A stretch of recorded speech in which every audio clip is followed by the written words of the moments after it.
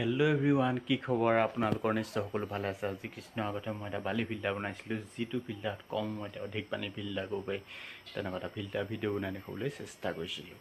যিসকলে মোৰ ফিল্টাৰ বনোৱা ভিডিঅ'টো চোৱা নাই, ডেছক্ৰিপশ্যনত মই লিংক দি থৈছোঁ, আপোনালোকে চাব পাৰিব। আজি মই দেখুৱাম এই ফিল্টাৰটো লেতেৰা হ'লে কেনেকৈ ধুব পাৰি, ধোৱাৰ কি সহজ পদ্ধতি আছে তাক দেখুৱাবলৈ চেষ্টা কৰিম। আৰু মোৰ আছে এটা মিনি ছাবমাৰ্চিবল পাম্প, ইয়াৰ কি কি কাম আছে তাক দেখুৱাবলৈ চেষ্টা কৰিম। গতিকে আহক আজি ভিডিঅ'টো আৰম্ভ কৰোঁ। এই ফিল্টাৰটো ধুবৰ বাবে আমাক কেইটামান বস্তু লাগিব। সেইকেইটা হৈছে, এটা হৈছে আৰ চকেট, আৰু এইফালে হৈছে 1 ইঞ্চি চাইজ, এইফালে হৈছে 3/4 চাইজ, এনেকুৱা এটা আৰ চকেট লাগিব। আৰু এটা লাগিব টেং নিপুল, এইটোত লাগিব FTA এটা লাগিব, পাইপৰ টুকুৰা এটা লাগিব 1 ইঞ্চি চাইজৰ। এইটো হৈছে এটা মিনি ছাবমাৰ্চিবল পাম্প, এইটো এটা লাগিব, আৰু এডাল এনেকুৱা প্লাষ্টিকৰ পাইপ লাগিব। এই পাম্পটোত মই এডাল প্লাষ্টিকৰ 6 ফুটমান দীঘল এডাল পাইপ, এনেকুৱা পাইপ এডাল এনেকৈ লগাই লৈছোঁ। এই পাম্পটোত এইফালেদি পানী সোমাই এইফালেদি ওলাই যায়, ওলাই যোৱাৰ ফালেদি মই প্লাষ্টিকৰ পাইপডাল সোমাই ভালকৈ তাঁৰ দি বান্ধি লৈছোঁ। এই মটৰটো অনলাইনত কিনিবলৈ পায়, মই ফ্লিপকাৰ্টৰ পৰা আনিছিলোঁ উইথ ডেলিভাৰী চাৰ্জৰ সৈতে, মাত্ৰ 270 টকা, বেছি দাম নহয়, মাত্ৰ 270 টকাতে এইটো কিনিবলৈ পাই যাব। আৰু ইয়াৰ কেপাচিটি হৈ গ'ল 6 ফুট ওপৰলৈকে পানী ঠেলিব পাৰে। আৰু কাৰেণ্ট ইয়াত বেছি নালাগে, মাত্ৰ 18 ৱাট, মানে দুটা LED লাইট জ্বলিলে যিমান কাৰেণ্ট লাগে সেই সিমান কাৰেণ্টতেই চলি যায়। এই পাম্পটোৰ লগত অহা ৱাৰডাল যিহেতু বেছি দীঘল নোহোৱাৰ বাবে আমি এক্সট্ৰা ৱাৰ জইন কৰিবলগীয়া আছে। সেই জইন কৰোঁতে আমি কিছু সাৱধান হ'ব লাগে, কিয়নো এই মটৰটো আমি পানীত ডুবাই দিম, ডুবাই পেলাই আমি চলাব লাগিব। গতিকে ইয়াত যাতে পানী লাগিলেও যাতে শ্বৰ্ট নহয়, তাৰ বাবে আমি কিছু সাৱধানতা অৱলম্বন কৰিব লাগে, যিহেতু ই AC কাৰেণ্টত চলিব। আৰু মই এটা ব্যৱহাৰ নকৰা চিৰিঞ্জ লৈছোঁ, যে এইটো ক'তো ব্যৱহাৰ নকৰা নতুন চিৰিঞ্জ হয়। আৰু এইটো জইন কৰোঁতে ৱাৰকেইডালত টেপ মাৰিছোঁ, টেপ মৰাৰ পিছত এটা আঠা ব্যৱহাৰ কৰিছোঁ, এইটো CPVC চলভেণ্ট চিমেণ্ট, যিটো আমি পাইপৰ জইণ্টত ব্যৱহাৰ কৰোঁ, তেনেকুৱা এটা আঠা ব্যৱহাৰ কৰি পেলাই যাতে পানীত তিতিলেও ই যাতে পানী সোমাই শ্বৰ্ট নহয়, তেনেকুৱাকৈ একদম চিল কৰি দিছোঁ সম্পূৰ্ণৰূপে। চাওক কেনেকৈ চিল কৰি দিছোঁ। যিসকলে বৰিঙৰ পানী উঠাওঁতে মটৰ ব্যৱহাৰ কৰে, তেখেতলোকৰ ক্ষেত্ৰত এই মিনি ছাবমাৰ্চিবল পাম্পটো নহ'লেও চলিব ফিল্টাৰটো ধুবৰ বাবে।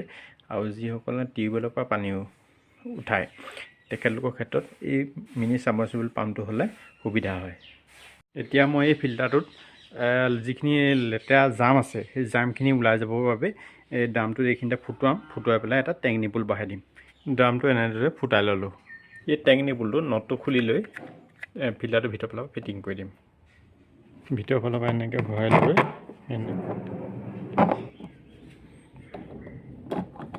এনেকৈ নটটো লগাই টাইট কৰি দিম। ইয়াৰ ওপৰত এটা FTA লগাই দিম। এনেকৈ FTA লগোৱাৰ পিছত এটা এডাল পাইপ লগাই দিব লাগিব, যাতে লেতেৰা পানীখিনি এই পাইপডালেদি ওলাই পেলাই এনেকৈ বাল্টিঙত পৰি যাব, তলত পৰিব। এতিয়া মই এই মিনি ছাবমাৰ্চিবল পাম্পটো পানীত ডুবাই দিম। এনেকৈ পানীত ডুবাই দিছোঁ। আৰু এইফালে এনেকৈ বৰ্ডত ৱাৰডাল কানেকশ্যন কৰিব লাগিব, এনেকৈ ইয়াত।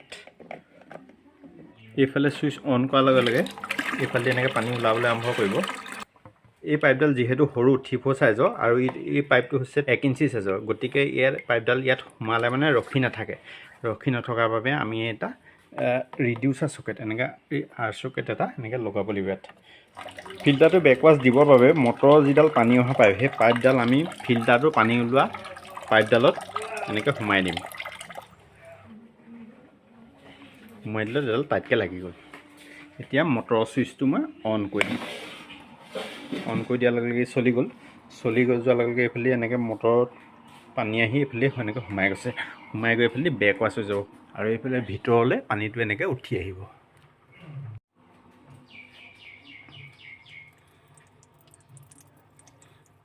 সেয়া চাওক, লেতেৰা পানীবিলাক এনেকৈ ভিতৰৰ ফালে ওপৰলৈ উঠি আহিব।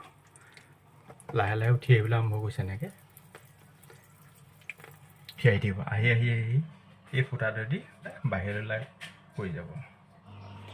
এনেদৰে মটৰটোৱে প্ৰেছাৰ দি পেলাই পানীখিনি ইয়াত ফিল্টাৰটোৰ ভিতৰৰ ফালে দি আছে। এনেকৈ লেতেৰা পানীখিনি ওপৰলৈ উঠি আহি এইফালে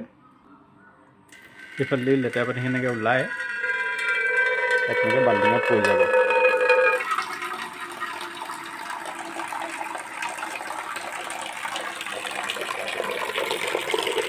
এনেদৰে 10-15 মিনিটমান বেক ৱাছ কৰাৰ পিছত ফিল্টাৰটো সম্পূৰ্ণৰূপে চাফা হৈ পৰিব।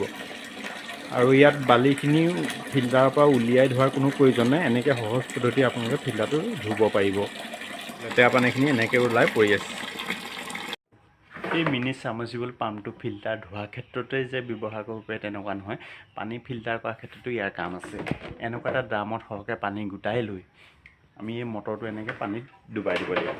ফিল্টাৰ নকৰা পানী এনেকৈ ড্ৰামটোত ডুবাই দিলোঁ, এই মটৰটোৱেদি পানীখিনি গৈ তাত পৰিব, ফিল্টাৰৰ পৰা ওলাই গৈ অন্য এটা ড্ৰামত এনেকৈ পৰি যাব। এনেকুৱা আমি সুবিধা কৰি ল'ব পাৰোঁ।